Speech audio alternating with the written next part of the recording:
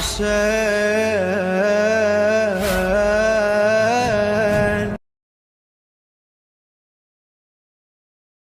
ایک واقعہ دعا کرواؤں.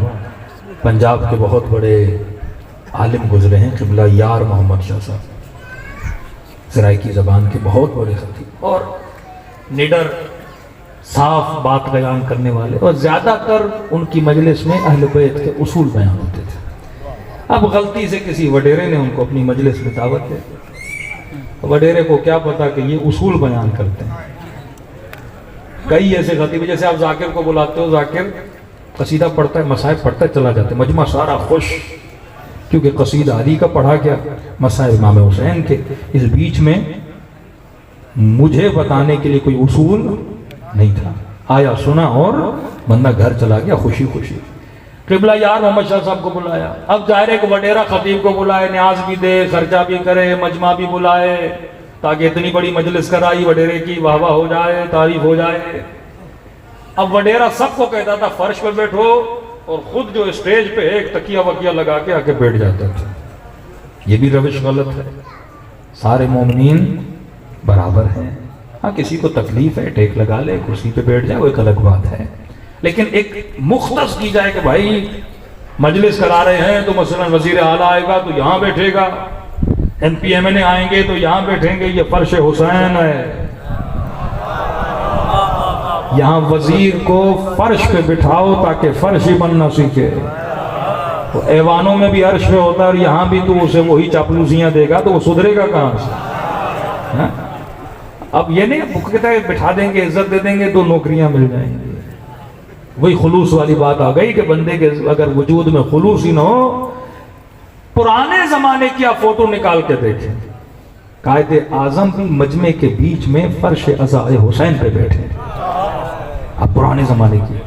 لیکن آج یہ نئی رسم آ گئی، یہ اسٹیج لگا دو، اس کو یہاں بیٹھا اور ممبر پہ اعلان کرو فلاں صاحب، وزیر صاحب، اور یہ آ گئے ہر کسی کے لیے خوش آمدیاں. یہ جلسہ نہیں ہے، یہ حسین کی مجلس ہے.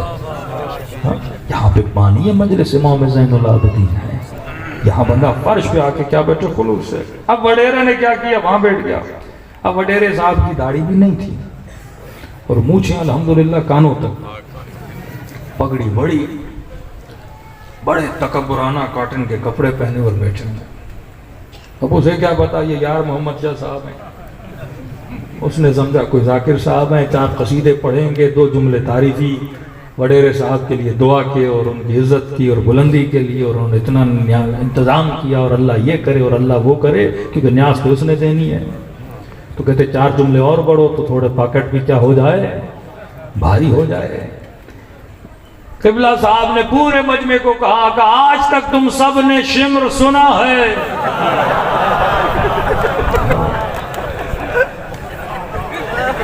اصول زندگی. ہم شام گئے، ایک مومن شام آیا، قبرستان کا زیارت، کسی نے دور سے کہا وہ یزید کی خبر ہے. دوڑا دوڑا گیا، 1 لات 2 لاتے ہیں، ادھر تھوکو ادھر تھوکو. میں نے کہا بڑا آسان ہے مرے ہوئے یزید کو لاتے مارنا، بڑا آسان ہے.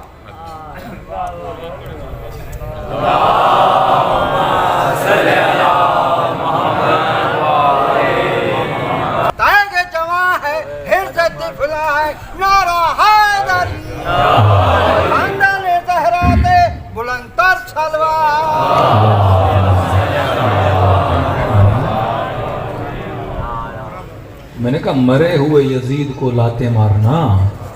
میں نے کہا اگر ابھی یہ نکل کے آ جائے، 10 لاکھ کی فوج بھی اس کے ساتھ ہو، میں نے کہا تیری چپل بھی نہیں ملے گی. تبھی خمینی صاحب کہتے تھے مرے ہوئے پر بھی لعنت کرو اور ہمت پیدا کرو، جو آج کا یزید ہے اس پر بھی لعنت کرو. آج کے مسلمان زندہ یزیدوں سے ہاتھ ملانے پہ لگے ہوئے ہیں. بھئی ہر کسی کے آس پڑوس میں بھی ایک چھوٹا یزید رہتا ہے، تو بندے کو دیکھنا چاہیے. یزید صفت کا نام ہے، ظالم، جابر، غاصب، شریعت کو پامال کرنے والا. یہ کون سی صفات ہیں؟ یزیدی صفات. قبلہ یار صاحب نے کہا تم سب نے شمر سنا. مجمع کو کہا کسی نے شمر دیکھا ہے؟ یہ ہوتی ہے خطرناک پوائنٹ. حکومتیں کہتی ہیں, اقتدار والے کہتے ہیں بھیج یزید پہ لعنت, کہتے ہیں دبا کے بھیج, کوئی پرواہ نہیں. لیکن جب بولو گے نا وقت کے یزید پہ لعنت, ضیاء کہتا تھا یزید پہ بھیجو نا, مجھے کیوں کہتے ہو میں وقت کا یزید ہوں. پھر کیسز, پھر ایف آئی آریں, پھر مومن ادھر بھاگ رہا ہے, کوئی ادھر بھاگ رہا ہے. وقت کا یزید یعنی وقت کا ظالم, اس کے خلاف کتنوں میں ہمت ہوتی ہے آواز اٹھانے کی. ایک ایس ایچ او, ایک ایس پی, ایک ایم پی اے, ایک ایم این اے, ایک سیاستدان, اگر وہ ظلم مثلاً کر رہا ہے, کتنے لوگوں میں ہمت ہوتی ہے آواز اٹھو. وہ کہتے تم بولو, وہ کہتے تم بولو. وہی کوفیوں والا حال ہوتا ہے, کوئی بولنے کے لیے تیار نہیں ہوتا. یہ وہ ہمت ہے جو امیر المومنین پیدا کرتے ہیں. اب ایک مجلس مومن نے 4-5 شعر پڑھ دیے مولا علی کی فضیلت. شعر پڑھنا آسان ہے, لیکن یہی للکار وقت یزید کے لیے بلند کرنا, یہی للکار آج کے دشمن علی کے لیے بلند کرنا بڑا مشکل ہوتا ہے. اپنی مسجد میں, اپنی امام بارگاہ میں علی کا نعرہ مارنا, علی کا نام لینا کتنا آسان ہوتا ہے, لیکن یہاں سے قافلہ تفتان سے گزرے کہتے سب چپ, کسی کو پتہ نہ لگے. بڑا مشکل ہوتا ہے جب وقت انسان پہ پڑتا ہے نا. پھر سمجھ آتی ہے حجر ابن عدی کیا تھا, پھر سمجھ آتی ہے ہانی ابن عروہ کیا تھا, پھر سمجھ آتی ہے عمار یاسر کیا تھا, پھر بلال کی سمجھ آتی ہے کہ اس زمانے میں جنہوں نے سینے پہ پتھر کھائے جانیں دیں, کیونکہ یہ سمجھ چکے تھے کہ جان اللہ کی امانت ہے, اگر یہ اسی کے دفاع میں جا رہی ہے تو گھبرانا کیسا. ذرہ برابر لچک نہ نبی میں نہ آل رسول میں نظر آتی ہے. جب اللہ کی راہ میں, عشق خدا میں, یہی تو کام تھا کہ تمہارے تعلقات کو رب کی رسی کے ساتھ ایسا مضبوط کر دے کہ زندگی میں جو بھی کرو خدا کے لیے کرو, خلوص اتنا عمل میں پیدا کرو. پھر دیکھو معرفت کے چشمے کیسے دل میں جاری ہوتے ہیں. بغیر کسی کے ڈرے قبلہ نے منبر سے برملا کہا کہ تم سب نے یزید سنا ہے. کسی نے شمر دیکھا ہے, مجمع پریشان ہے, ہم تو شمر دیکھا ہی نہیں آج تک, ہمیں تو بتایا گیا کوئی شمر تھا, ہم لعنت نہیں بھیجتے, ہمیں کیا پتا شمر کیسا تھا, اس سے ہمارا کیا جائے. تو یہ آسا رکھتے تھے اپنے ہاتھ میں, کہ آج میں تجھے دکھاؤں گا کیسا تھا. اور وڈیرا بھی پریشان ہے, شمر کہاں آ گیا مجلس میں, آج دکھاؤں گا شمر کیسا تھا. انہوں نے آسا اٹھائی, وڈیرے پہ کھڑے ہو گئے. یہ بیچارہ مولانا کھڑے ہو گئے, کہ بالکل ایسا تھا. اب یہاں دو طرح کے ریئیکشن ہیں.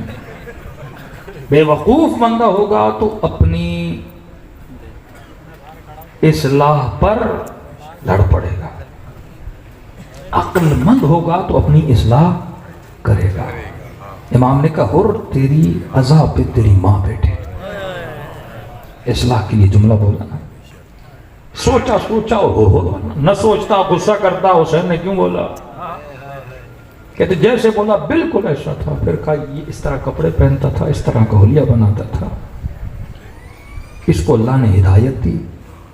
اگلے دن گیا, پگڑی اپنی اتاری, کپڑے سادہ پہنے, ایام ازا کے پہنے, مونچھیں اس نے چھوٹی کروا دیں, وہ جو بار بار تاؤ دینا وہ چھوڑ دیا اس نے, اور سیدھا آیا ممبر پہ, لاؤڈ پہ کھڑا ہوا, آنکھوں میں اس کے آنسوں, کہنے لگا واللہ مجھے نہیں پتا تھا شمر کیسا ہوتا, اور میں رب کی دربار میں معافی مانگتا ہوں. اب میں حلیہ, کردار, رفتار ایسی بناؤں گا جیسے میرے حسین کو کیا ہے. یہ ہے اہل بیت کی زندگی کے اصولوں کا پہلو جو بندے کی زندگی ایک رات میں بدل دیتا ہے. آج معاشرہ دو چیزوں پہ اٹکا ہوا ہے, جھگڑا اس پہ, زلفیں اتنی تھیں اور یہ تھا, اور شلوار یہاں تھی اور وہاں تھی. ساری امت اس چکر کے پیچھے لگی ہوئی ہے. لیکن اگر ہم اپنے زمانے کے حساب سے زندگی جئیں, اپنے زمانے کے حساب سے کھانے, کپڑے, رہن سہن.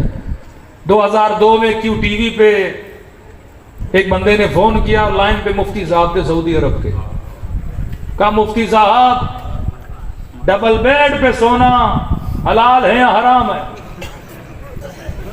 تب نئے نئے ڈبل بیڈ آئے تھے، پہلے سنگل بیڈ ہوتے تھے۔ مفتی صاحب نے بہت سوچ کے تفحص اور غور و فکر کر کے بولا نبی کے زمانے میں ڈبل بیڈ نہیں تھا، نبی کے زمانے میں ڈبل بیڈ نہیں تھا، لہذا ڈبل بیڈ پہ سونا بدعت ہے۔ حضور رحمان سے کسی نے کہا قبلہ اتنی فتوے دیے کیمرہ بدعت ہے بدعت ہے بدعت ہے، اور اتنے فوٹو نکال رہے ہیں آپ ماشاءاللہ اتنے بڑے بڑے، کہ دیکھو یہ اس زمانے میں کہا تھا، اب اس پہ غور و فکر کرنا پڑے گا۔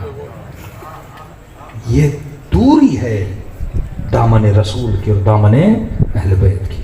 تو قبلہ قلب صادق صاحب اللہ غریق رحمت کرے کہتے تھے جو مفتی میاں بیوی کو ایک بیڈ پہ نہیں دیکھ سکتا وہ شیعہ سنی کو ساتھ کیسے دیکھ پائے گا؟ شکر خدا کریں کہ مکتب علی کے ماننے والے ہو، یہ مکتب عقل کا مکتب ہے، ان چیزوں کے پیچھے نہ لگیں جو صرف ظواہرات ہیں، اصول کو زیادہ اپنائیں۔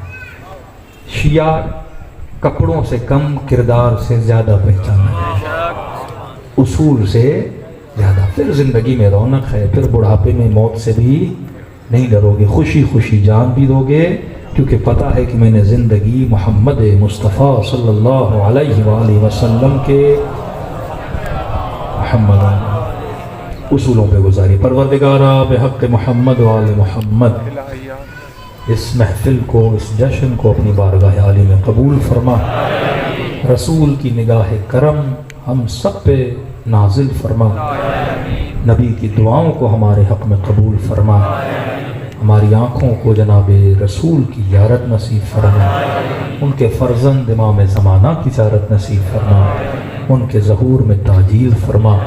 پروردگارہ جنہوں نے انتظام کیا خلوص کے ساتھ، خدا ان کے خلوص کو اپنی بارگاہ میں قبول فرمائے، بحق محمد و آل محمد ہمیں ایسا بنا جیسا رسول ہمیں دیکھنا چاہتے ہیں، کبھی بھی ہمارے ہاتھوں سے دامن رسول غار رسول نہ چھوٹنے دے۔